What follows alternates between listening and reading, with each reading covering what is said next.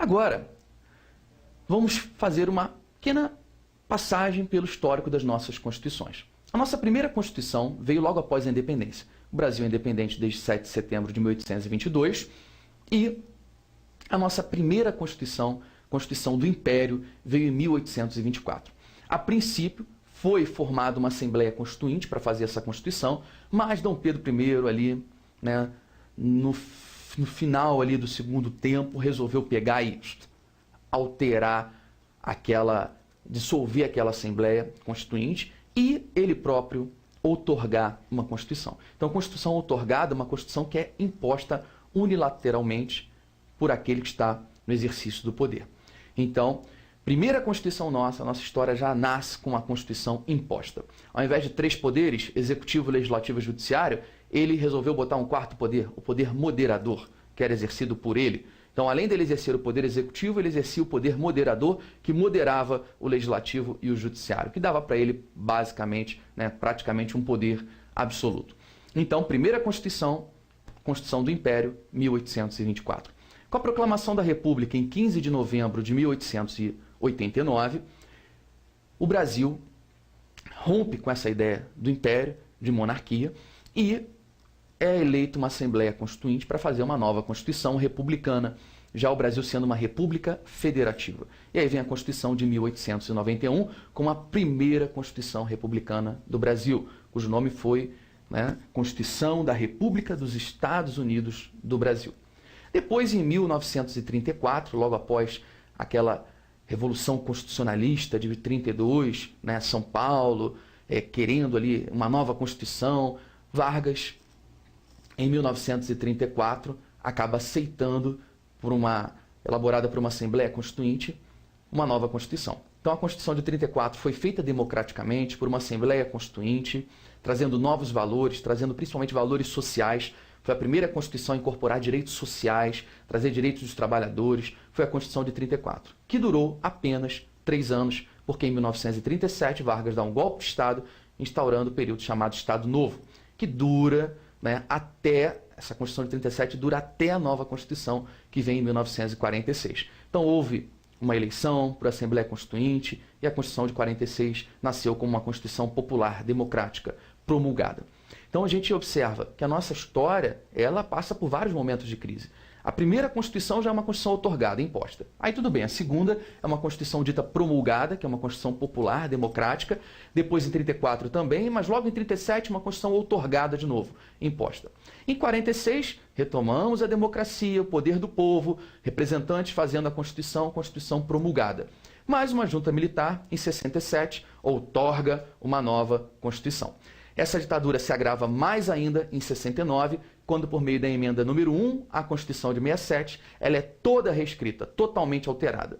Então era ainda a Constituição de 67, mas com um texto todo novo, quer dizer, a forma era da Constituição de 67, porque veio por emenda e não por meio de uma nova Constituição.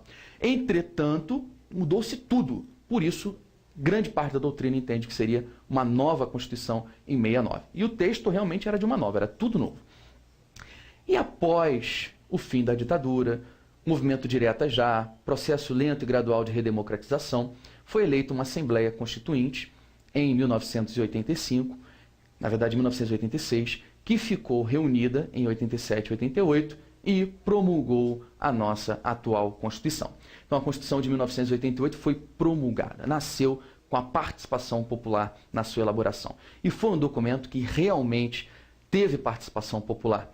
Não só porque elegemos nossos representantes, mas porque várias entidades da sociedade civil participaram, propondo inclusão de certos dispositivos no texto, propondo alterações no projeto original. Então, uma série de mudanças propostas foram aceitas pelos parlamentares. Houve um verdadeiro debate até que surgisse essa nossa atual Constituição de 88, promulgada no dia 5 de outubro de 88. Está aí o presidente da Constituinte, Ulisses Guimarães, na promulgação da nossa Constituição, que ele denominou de Constituição Cidadã.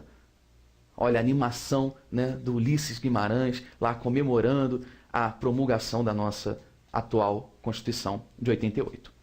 Muito bem, quando vem uma nova Constituição, o que acontece com a Constituição anterior? Ela é suspensa? Ela é revogada? ela continua valendo naquilo que é compatível com a nova Constituição? O que acontece quando sai uma Constituição e entra outra? É importante você compreender isso para entender o sistema jurídico que a gente vive hoje. Pela teoria da revogação, uma lei nova revoga a lei anterior que dispõe sobre aquele mesmo assunto em sentido contrário. E o Brasil tem adotado em relação à Constituição a teoria da revogação, de forma que uma nova Constituição revoga totalmente a Constituição antiga. Então o Brasil adota como regra, mesmo que isso não esteja escrito na Constituição, a teoria da revogação.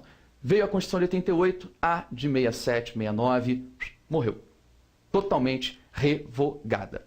Então, vamos observar como é que funciona isso. Nós tínhamos aqui a Constituição de 69 e quando veio a nossa Constituição de 88, o que aconteceu com a Constituição de 69? Foi totalmente revogada. Morreu. Deixou de existir. Ok? No slide anterior do material, vocês vão ter também a teoria da recepção, que eu vou explicar nesse esqueminha. E o que seria a teoria da recepção? Bom, vamos lá. Revogação, norma nova, revoga a norma anterior. Uma nova Constituição revoga totalmente a Constituição anterior. E quando essa revogação é total, isso é chamado de abrogação. Então, uma nova Constituição abroga a Constituição anterior. Roga.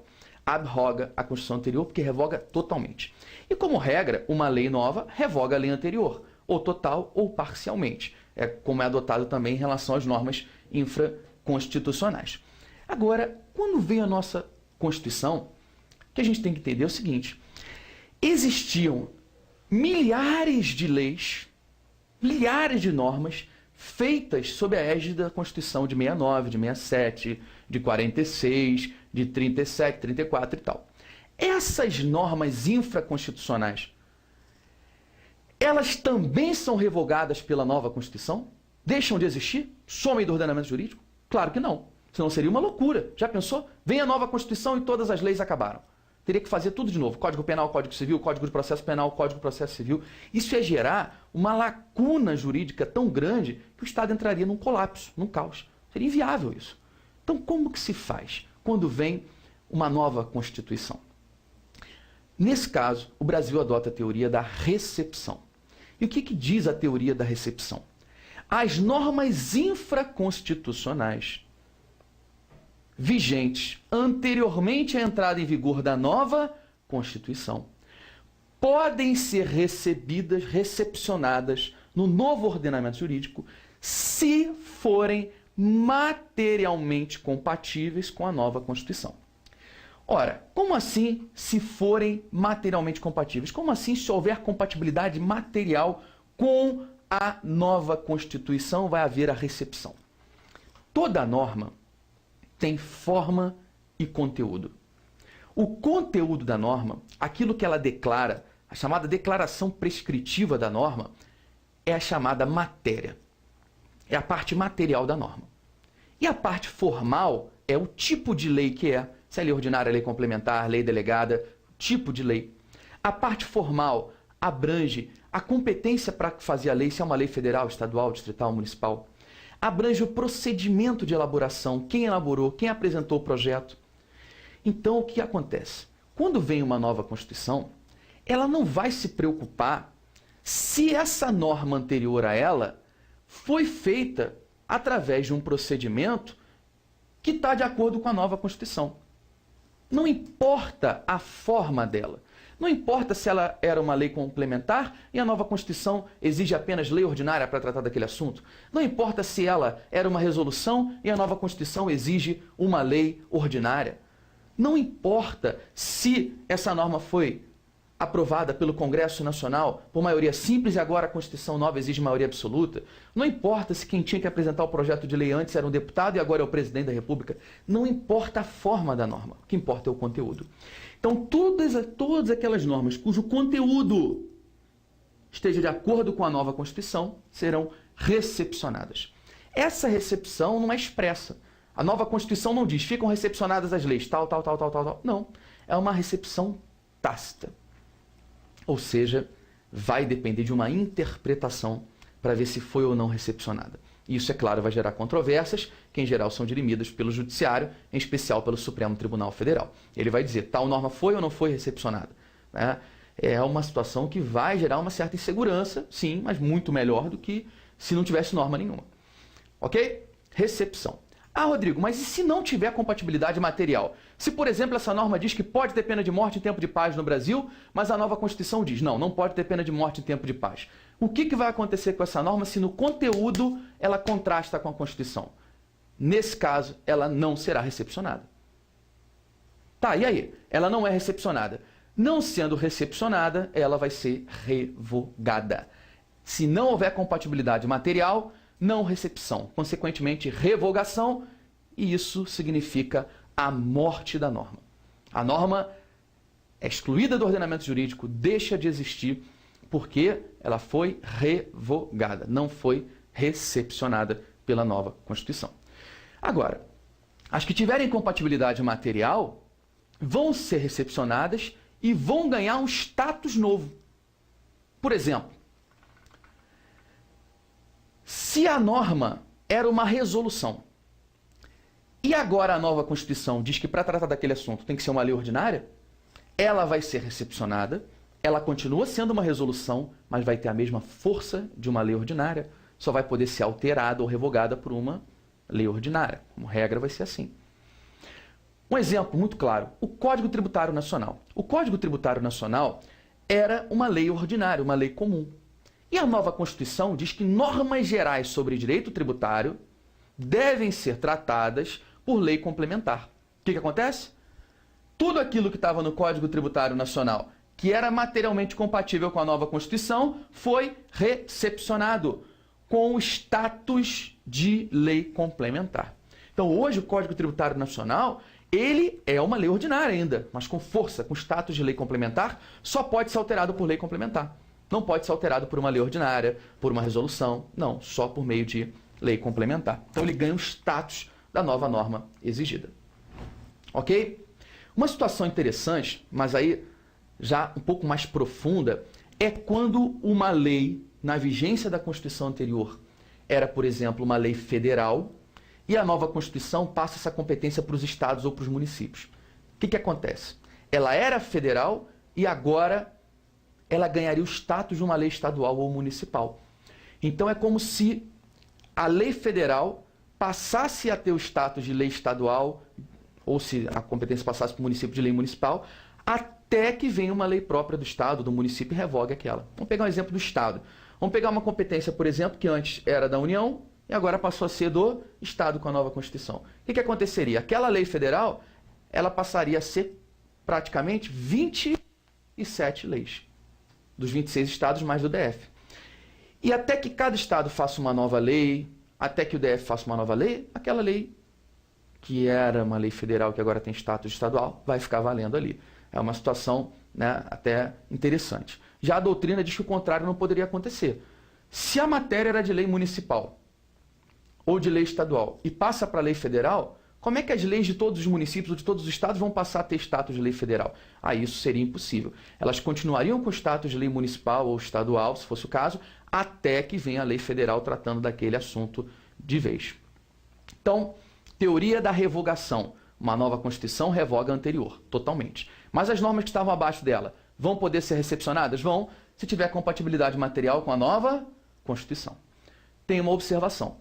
Para essa norma infra ser recepcionada, ela teria que ser constitucional à época que foi feita. Se ela nasceu inconstitucional, se ela era incompatível materialmente ou formalmente com a sua Constituição da época, não tem nem como se analisar se ela é materialmente compatível com a nova Constituição. Porque se ela já era inconstitucional antes da Constituição de 88, ela é nula e não tem como se falar em recepção. Então, na verdade, quando o Supremo Tribunal Federal analisa se uma norma foi ou não recepcionada, ele vê se ela é compatível materialmente com a Constituição de 88, mas antes ele vê se ela era compatível formal e material com a Constituição da sua época. Porque senão, se houvesse uma inconstitucionalidade na época, ela não teria como ser jamais recepcionada pela Constituição de 88. Ok? conceitos importantes. Alguns países adotam a teoria da desconstitucionalização. Pela teoria da desconstitucionalização, uma nova Constituição não revogaria totalmente a anterior, não haveria uma abrogação, mas apenas uma derrogação. Ou seja, a Constituição de 88 só revogaria aquilo da Constituição de 69 que fosse contrário à nova Constituição. E tudo aquilo que restasse passaria a ter o status de norma infraconstitucional. Ou seja, tudo aquilo da Constituição de 69 seria desconstitucionalizado, perderia status, cairia, deixaria de ser norma constitucional, passaria a ser norma infraconstitucional, desde que fosse materialmente compatível com a nova Constituição. Cuidado para não confundir desconstitucionalização com recepção. Recepção é norma infraconstitucional, norma infraconstitucional. Desconstitucionalização é pegar a norma de uma Constituição e quando vem a nova Constituição, aquelas normas da anterior que forem compatíveis perdem status e viram normas infraconstitucionais. Essa teoria não é aceita no Brasil. O Brasil nunca adotou a desconstitucionalização e poderia até adotar, mas teria que estar expressa na nossa Constituição. Não estando expresso na Constituição, o Brasil vai adotar a teoria da revogação total, da abrogação da Constituição anterior. Certo? Muito bem. Então, vimos já o reflexo de uma nova Constituição no ordenamento jurídico, a recepção das normas anteriores compatíveis materialmente com ela, e agora vamos começar a falar realmente sobre a Constituição da República Federativa do Brasil de 1988, a nossa Constituição vigente. A Constituição é dividida em 3 partes. A primeira parte dela é o preâmbulo, que é uma mensagem, uma carta de intenções daqueles nossos representantes que elaboraram a Constituição em 88. A segunda parte da nossa Constituição é o chamado corpo constitucional. O corpo constitucional atualmente vai do artigo 1º ao 250 e é realmente a parte da Constituição que tem uma força maior, uma aplicabilidade maior, um uso mais frequente. E existe ainda o ADCT, o Ato das Disposições Constitucionais Transitórias. O ADCT fica depois do corpo normativo da Constituição e também a norma constitucional, também tem o mesmo grau hierárquico do corpo constitucional, tem a mesma força. A única diferença é que as normas do ADCT são normas de transição de uma Constituição para outra ou normas de transição para uma nova emenda constitucional.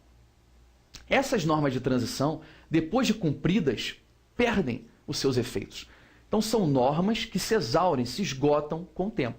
Depois que os mandamentos delas são cumpridos, não tem mais aplicabilidade. Exemplo, o artigo 3º do ADCT. 5 anos após a promulgação dessa Constituição, ela passará por uma revisão. Pronto, passou pela revisão. Acabou. Aquilo não tem mais sentido. O artigo 2º. Em 7 de setembro de 1993, haverá um plebiscito nacional para decidir se a nossa forma de governo vai ser república ou monarquia e o sistema de governo presidencialismo ou parlamentarismo. Pronto, já teve aquele plebiscito lá em 93, acabou. Não tem mais aplicabilidade aquilo. Se exauriu. São normas cuja eficácia se exaure depois que os seus dispositivos são cumpridos. Essa é a diferença do corpo constitucional. Porque o corpo constitucional tem vigência e validade permanente, enquanto que o ADCT tem vigência e validade temporária, transitória. Depois que cumprem os seus efeitos, as normas se exaurem. E é claro, estudar a Constituição não é apenas ler o texto da Constituição e decorar. Como parte de uma ciência que é o direito, toda ciência tem princípios próprios, valores próprios e tem uma doutrina. E essa doutrina é todo o material escrito pelos grandes mestres, os grandes estudiosos do direito. Então, estudar a nossa Constituição é compreender o seu texto, é ler, mas tendo uma compreensão baseada na doutrina, que é todo o material escrito pelos grandes mestres do direito, e baseado na jurisprudência, que é a interpretação dada pelos tribunais do Poder Judiciário acerca daquela norma constitucional. E a jurisprudência, que são decisões reiteradas dos tribunais sobre o mesmo assunto, vai ter relevância maior quando se tratar da jurisprudência do Supremo Tribunal Federal. Então, intérprete da Constituição final é o Supremo Tribunal Federal, é o guardião da Constituição. Então, a doutrina e a jurisprudência do Supremo Tribunal Federal vão embasar o nosso estudo da Constituição Federal. Coloquei um texto do Luiz Roberto Barroso que vale a pena vocês darem uma lida depois no material de vocês, tá? Para a gente compreender essa ideia de interpretação da nossa Constituição. E vamos agora ao estudo do texto constitucional, começando pelo preâmbulo. Vamos falar agora sobre o preâmbulo da Constituição Federal. Preâmbulo é tradicional nas constituições brasileiras e é uma mensagem daqueles que elaboraram a Constituição para o povo. Veja o que diz a Constituição. Nós, representantes do povo brasileiro, reunidos em Assembleia Nacional Constituinte para instituir um Estado democrático, destinado a assegurar o exercício dos direitos sociais e individuais, a liberdade, a segurança, o bem-estar, o desenvolvimento, a igualdade e a justiça como valores supremos de uma sociedade fraterna, pluralista e sem preconceitos, fundada na harmonia social e comprometida na ordem interna e internacional com a solução pacífica das controvérsias. Promulgamos, sob a proteção de Deus, a seguinte Constituição da República Federativa do Brasil. Alguns detalhes você tem que observar aqui no preâmbulo da nossa Constituição. Primeiro, nós, quem? Representantes do povo brasileiro. Então aqui a gente já percebe que a nossa Constituição é uma Constituição democrática. Eles estão reunidos em Assembleia Nacional Constituinte, que é quem exerce o poder constituinte. Então quem exerce o poder constituinte? Uma Assembleia Nacional Constituinte. Mas quem é o titular do poder? O povo. Para instituir um Estado democrático. Democracia. Cracia é poder, dema do povo. Poder do povo, pelo povo e para o povo. Destinado a assegurar o exercício dos direitos sociais e individuais. Direitos sociais são aqueles que visam o bem-estar social. Direitos como educação, saúde, trabalho, moradia, lazer, segurança, previdência social, entre outros. Os direitos individuais, como vida, liberdade, igualdade, propriedade. Então, assegurar os direitos sociais e individuais, a liberdade, a segurança, o bem-estar, o desenvolvimento, a igualdade e a justiça, como valores supremos, valores máximos de uma sociedade fraterna, que é uma sociedade em que um indivíduo se preocupa com o outro, ajuda o próximo, uma sociedade pluralista, que é uma sociedade que respeita a diversidade política, ideológica, religiosa existente dentro da nação, e sem preconceitos, sem qualquer visão preconceituosa, ou seja, sem racismo, né? E fundada na harmonia social, e comprometida, tanto interna quanto internacionalmente, com a solução pacífica das controvérsias. Promulgamos, promulgar é diferente de outorgar, outorgar é impor, promulgamos, já dá a ideia, né, de que é democrática mesmo a nossa Constituição, promulgamos sob a proteção de Deus a seguinte Constituição da República Federativa do Brasil. E aqui cabe uma observação muito importante. Sob a proteção de Deus quer dizer que a nossa Constituição é uma Constituição católica, evangélica, quer dizer que a nossa Constituição está instituindo um Estado religioso? É isso? Não. Qual a religião oficial do Brasil? Nenhuma. O Brasil é um Estado laico, leigo, sem religião oficial. Diferentemente do Vaticano, por exemplo, que é um Estado confessional. Diferentemente do que o Brasil já foi na vigência da Constituição primeira, a de 1824, que o Brasil era um Estado católico. Hoje, desde a proclamação da República de 15 de novembro de 1889, o Brasil é um Estado laico, não tem religião oficial.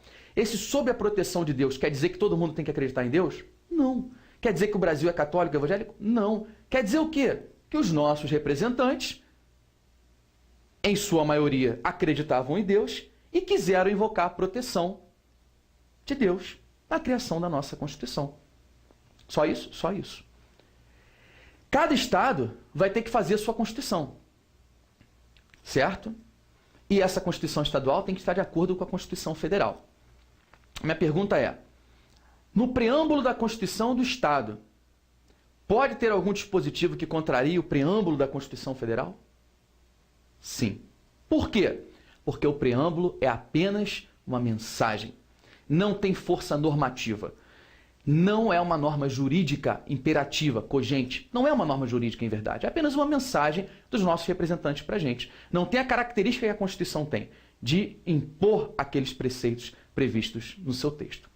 E o Estado do Acre, no seu preâmbulo, o preâmbulo da sua Constituição, não previu a proteção de Deus. E o Procurador-Geral da República, que é o chefe do Ministério Público da União, entendendo que a Constituição do Acre estava ferindo a Constituição Federal por não prever a proteção de Deus, entrou com uma ação direta de inconstitucionalidade no Supremo Tribunal Federal. E o Supremo, como guardião da Constituição, julgou essa ação, verificando se a Constituição do Estado do Acre afrontava a Constituição Federal, porque o preâmbulo dela não previa a proteção de Deus. E aí o Supremo Tribunal Federal firmou o entendimento de que o preâmbulo não é norma de reprodução obrigatória na Constituição Estadual, porque não tem força normativa, é apenas uma carta de intenções. Então temos aqui uma jurisprudência do Supremo Tribunal Federal. STF. Preâmbulo da Constituição não constitui norma central. A invocação da proteção de Deus não se trata de norma de reprodução obrigatória na Constituição Estadual, não tendo força normativa. Ação direta de inconstitucionalidade 2076 do relator ministro Carlos Veloso, julgado em 15/8/2002 e publicado no Diário da Justiça de 8/8/2003. Tem que gravar essas datas todas? Tem que gravar o número da ação? Não. Não há necessidade. Isso é para que você saiba qual é o embasamento, de onde saiu isso, do julgamento do Supremo Tribunal Federal. Então, se cair em prova, como já caiu em provas anteriores de concurso, o preâmbulo da Constituição tem força normativa